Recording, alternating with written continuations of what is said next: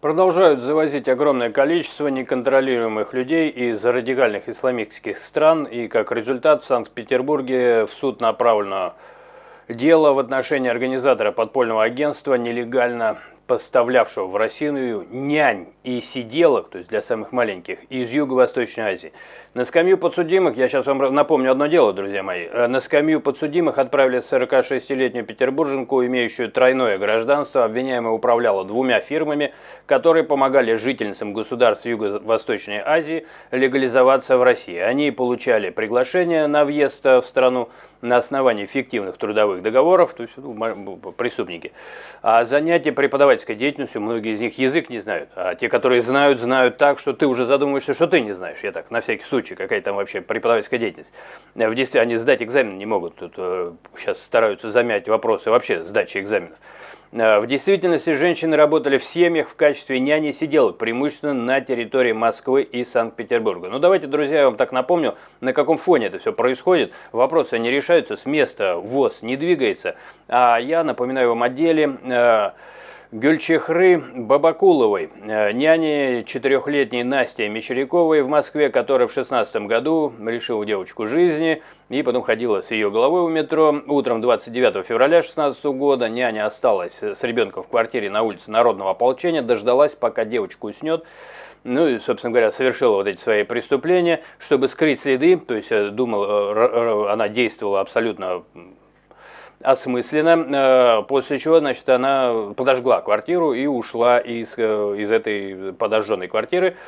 Пожарные потушили пожар, нашли в выгоревшей квартире тело, ну, без, да, не полностью.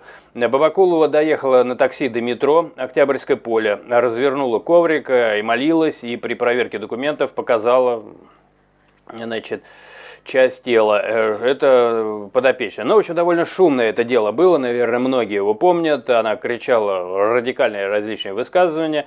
Возбуждено было дело по 105-й, затем добавили умышленный поджог имущества, заведомо ложное сообщение об акте взрыва, то есть все она продуманно делала. Кстати говоря, здесь этого не будет, там очень длинное дело было, я так основную выжимку для вас даю, но там выяснялось в дальнейшем, это потом активно заминали, ну, запомнилось, знаете ли, что она не сразу такая стала радикальная, то есть она увлекалась, она начала погружаться в какие-то экстремистские сообщества, начала читать там вязь, и это подтверждали родители, ну там родителям уже как могли рот закрывали. Я это к чему? К тому, что там не то чтобы осмысленно, она долго и плавно к этому шла. Но что было дальше? На допросах она говорила, что действовала по приказу свыше, естественно, там иерархия у радикалов очень мощная, связывала поступок с событиями в Сирии, однозначно. Ей назначили комплексную экспертизу психиатрическую в Сербском, по итогам ее признания признали страдающей хроническими психическими расстройствами. Также надо напомнить, что ее не просто признали, а из Узбекистана связались, сказали, она там болеет. И раз, и признали. Довольно странно. Но хотелось бы, чтобы объяснили. Если она так активно болеет, обычно больной человек, он не скрывает своих преступлений, он не сжигает квартиры, он не высказывает ясных требований, он не готовится к событию длительное время, не погружается в какие-то экстремистские тексты. Здесь ну, надо объяснять тогда, если она не давала отчет своим действиям, в то же время явно увлекаясь подобной тематикой. Как-то нелогично. Тут скорее, видимо, Узбекистан поважнее, чем Москва, там, Россия, Кремль.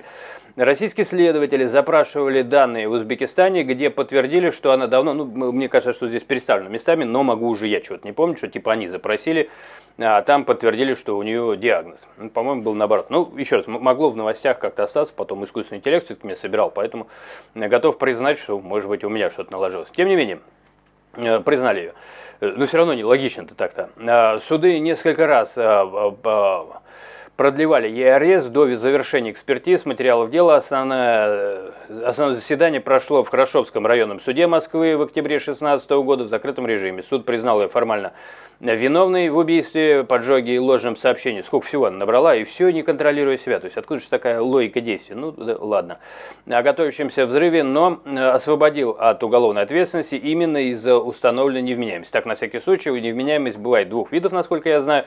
Либо когда ты это делал, не давал себе отчета, либо после самого преступления, которое ты давал себе отчет, но там долго шел к нему, изучал, вязь там читал, Либо ты потом под воздействием эмоций, может быть, да, не можешь вспомнить, или ты там, ну, в общем, ты не можешь отвечать на вопросы, как-то и нести ответственность. Но в таких случаях люди направляются на лечение, лечатся, пока не выздоровеет, а потом в суд обратно по делу, который совершал преступление, ну, осознавая, что ты делаешь. Мне пытаются убедить, видимо, что она не осознавала. Ну, как-то тогда неубедительно убеждают. Тем не менее, где она сейчас, я задаю вопрос. После оглашения решения ее направили, соответственно, в больницу, учитывая характер постановления суда. Она, скорее всего, там и есть. Ну, вот тут я бы высказал, опять же, свои сомнения, не могу утверждать. Я когда следил за этим делом, то через некоторое время ее уже шум, когда спал, ее вроде как хотели туда, в Узбекистан отправить, ну, что, типа там, лечиться ей будет получше почему-то. Вот, но на этом дальше замирает информация, найти ничего нельзя, так что здесь я и придумывать не буду. Такая история, друзья, что думаете со своей стороны, пишите, и на этом фоне завозить их продолжают. Никакого усиления, ну, по факту, по самим каким-то важным ключевым моментам, то есть контроля, еще что-то. Я не говорю, что какой-то народ весь плохой, Узбекистан, да, вот, она есть Усманов, так это я что-то нехорошее перечисляю. Наверное, есть хорошие, в Узбекистане они живут, и им есть нечего, там довольно бедная страна.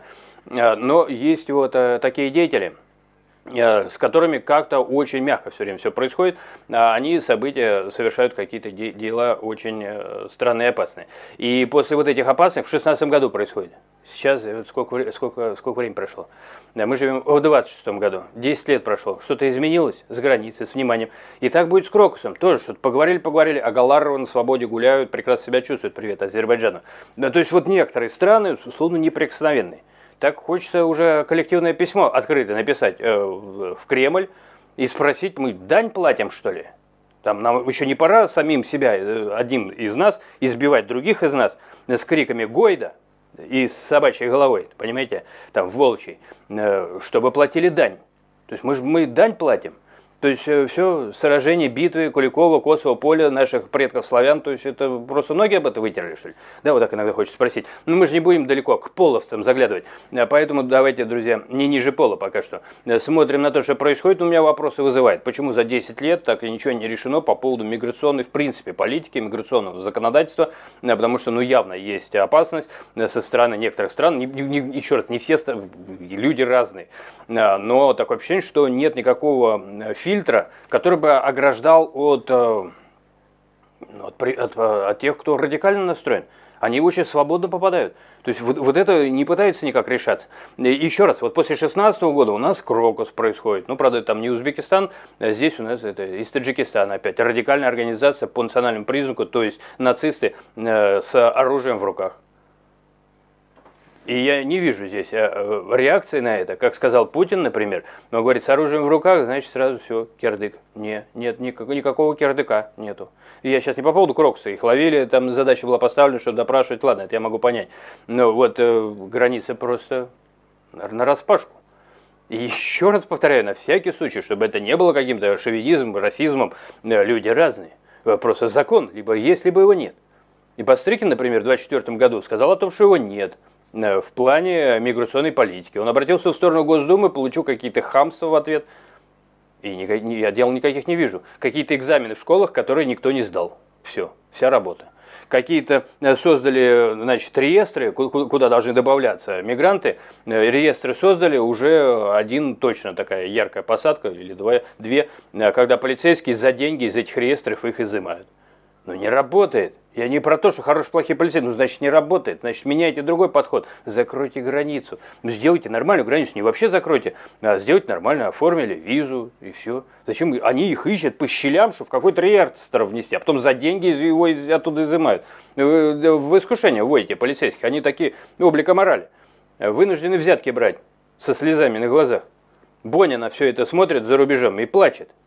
На все это глядя, образно выражаясь. Перестаньте, у нас полицейские мягкие товарищи, вот так, ни на что не способны, так, да, значит, им надо помочь. Ну как, да, так я понимаю? Или не так? Пишите.